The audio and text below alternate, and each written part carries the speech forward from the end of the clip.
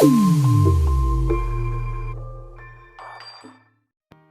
welcome back. We have a 2006 Chevy HHR, but that's kind of irrelevant because this is not a DIY.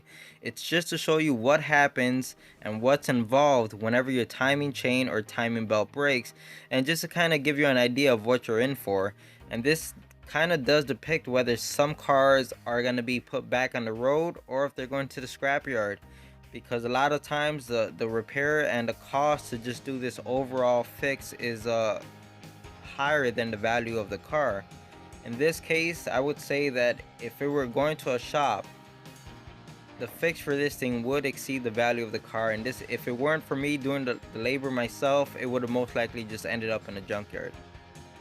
Now what I did here initially, I just replaced the timing chain, and I was trying to be optimistic, hoping that it would work. I remember seeing a video of Eric the car guy where he had the same exact thing happen to him, and he got lucky. He was able to change the timing chain or the belt, and the car did run after that. But these are interference engines, and in this case she was not so lucky because the pistons did hit the valves. As you can see, I'm pumping air into one of the cylinders, and the valves were closed, yet it's still letting smoke into the cylinders next to it, and it's coming out the exhaust. So it's pretty much 100% that the exhaust valves are bent. So the next step would be to take the head off. Now I'm not sure if I mentioned this, but this HHR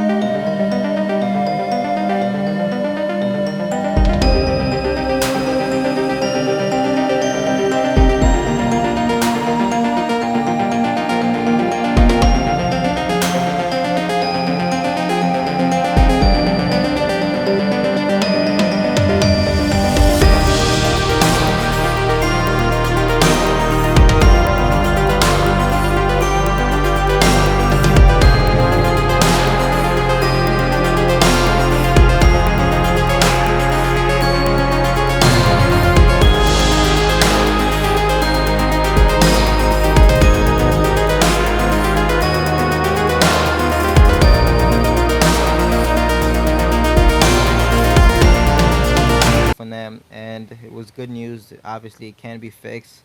From what I hear, with enough time and money, anything can be fixed. So I went ahead and ordered not only a head gasket, I ordered a complete head gasket kit. And the reason why you want to do that and just invest a few extra bucks in the entire kit is because you're going to be opening up everything that was previously sealed on your engine, and you can't really reuse any of those gaskets. So it's just more cost effective to buy an entire kit that has all the gaskets in it. Inside of this bag we have all of the lifters, which they did check out at the shop and they said they all seem to be working well. So we also have the bent valves inside of that bag, and they're just giving me all of my stuff back, so that's the only thing that's in that bag. As you can see, the head looks much cleaner than when it went into the shop. And another thing I had them take care of was actually some broken exhaust studs. So when I was just trying to take off the exhaust manifold, two of the studs just snapped off and they were stuck inside of the head. I didn't want to deal with it. It was just much easier to pay them to remove them, and they got them out, and it looked like they did a great job. Everything down here looks nice and clean, and I'm just really anxious to get all of this back together at this point.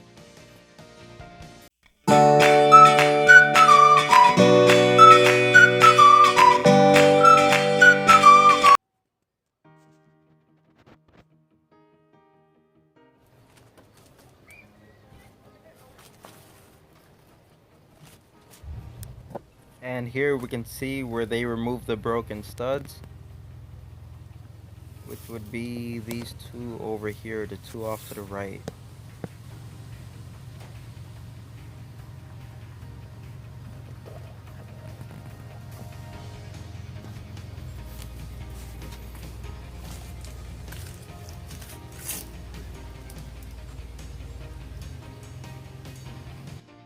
And now it's time to start putting the head back together.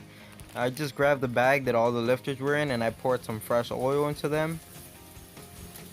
Just to give you guys a heads up, there is something wrong with my editing software. Basically, if I try to fast forward a clip or just speed up the clip, the audio doesn't really go along with it, which means like it'll compress the file of the actual video, but it won't compress the audio.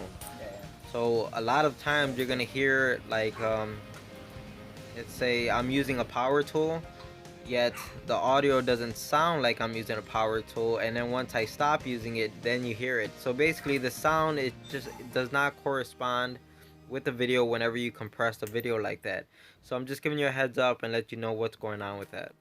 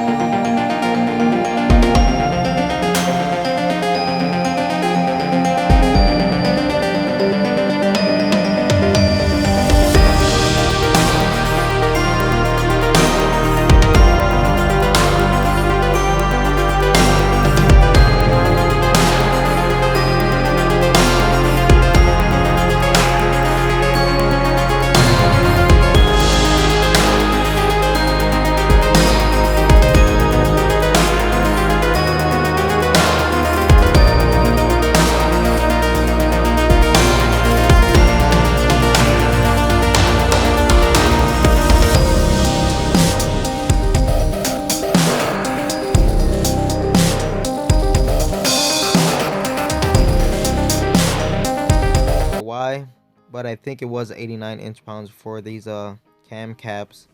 And here I am just putting any other loose parts on it that I can, that I remember came off of it. But now it's time to turn our attention to the actual block. We're gonna go ahead and pull the old head gasket off. And now you really have to clean this surface. You have to clean both surfaces of the head and the block. But since the head, we just got it back from the machine shop and everything is nice and clean on it, we don't have to worry about that. But we do have to focus all of our attention on the block and try to get it as clean as possible.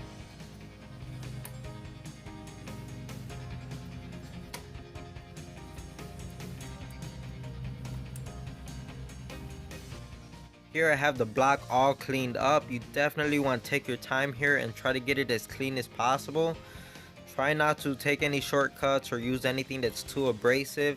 You definitely do not want to gouge up the surface of the block or the surface of the head. You want this stuff to seal real nicely. You don't want any type of head gasket failure because of this. So here I am using a multi-layer steel head gasket, and it's what came off of here, so it's what I'm putting back on. And just brace yourself to get the head on because it is not light. You have to get it into the right position and it is heavy.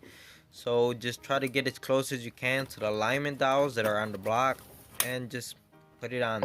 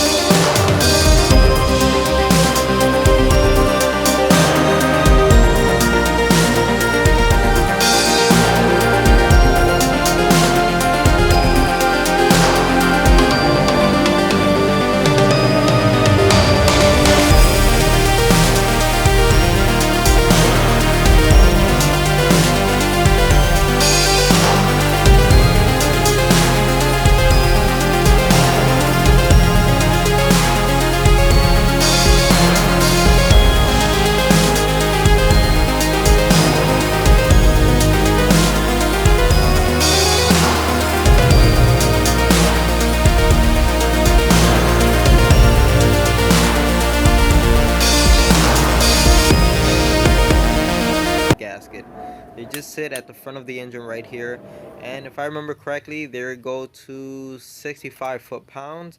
And now I'm putting in the spark plugs. Number one, because I don't want anything to fall inside of the cylinders. Number two, I don't want to forget about it later on. So it's just a good idea to put them in as soon as you can to prevent anything from falling in. And if I remember correctly, the spark plugs go down to about 15 foot-pounds, so don't go too crazy with them. Now it's time to put all of the timing components back together, and I've done this a few times, trust me, so I'm very familiar with this. It was actually pretty fast and easy to put all the timing components back together. It's set up in a way that you can't really get it wrong. This is one of those engines that it's really easy to do a timing chain on. And once I got all of the timing components in place, I'm here just turning it over by hand at the crank, just making sure that everything moves okay, and it did. So now it's just full throttle forward and just start putting everything back together. I installed a new gasket that was supplied in the kit for the exhaust manifold, and here I am just bolting everything right back up together.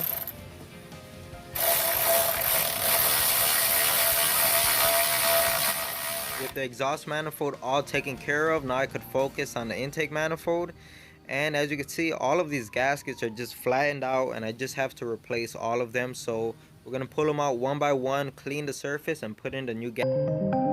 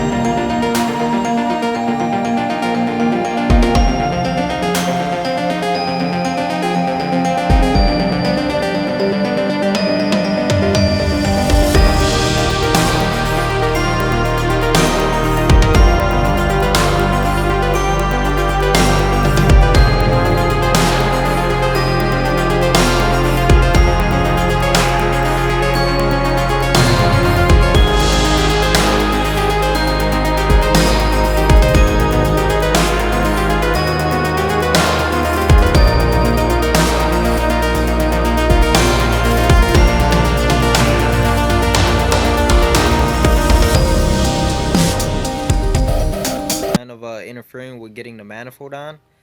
And here I have all the nuts and bolts for the intake manifold. I couldn't find a plastic baggie when I was doing this, so I just kind of wrapped them up in tape. It does the job, just trying to keep everything back together.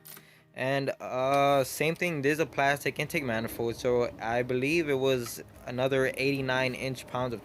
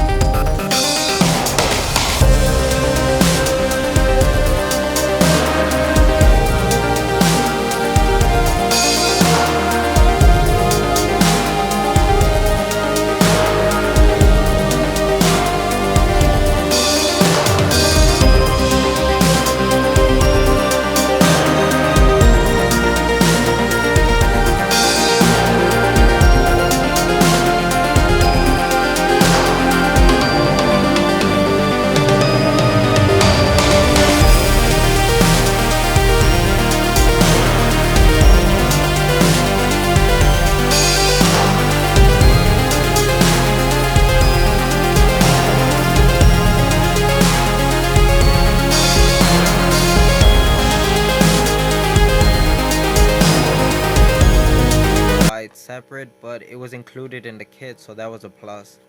As you can see, all the carbon that's just caked on here, I couldn't feel right putting the valve cover back on and just leaving all this stuff here. Now I didn't clean it, you know, for it to be perfect, but I did take the majority of it off, and you know, it probably doesn't matter at all, but it just made me feel a little bit better knowing that I tried to clean it. So this was the end result. Obviously, like I said, it's not perfect, but I did try to get most of that caked on carbon off of. Now I did end up replacing all of these gaskets, but for some reason my camera was not recording when I thought it was.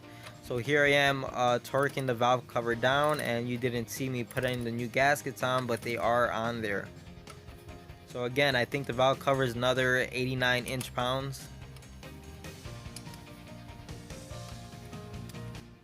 Okay, so we need to replace this tensioner right here. Now it has not failed yet, but at 155,000 miles, I can assure you that's the original tensioner. So we're just gonna go ahead and get that one swapped out. Now here's the cover for the timing chain, and we're just gonna go ahead and pull off the old gasket. I do have a replacement gasket for this, but we're just gonna clean up the surface a little bit before we go any further.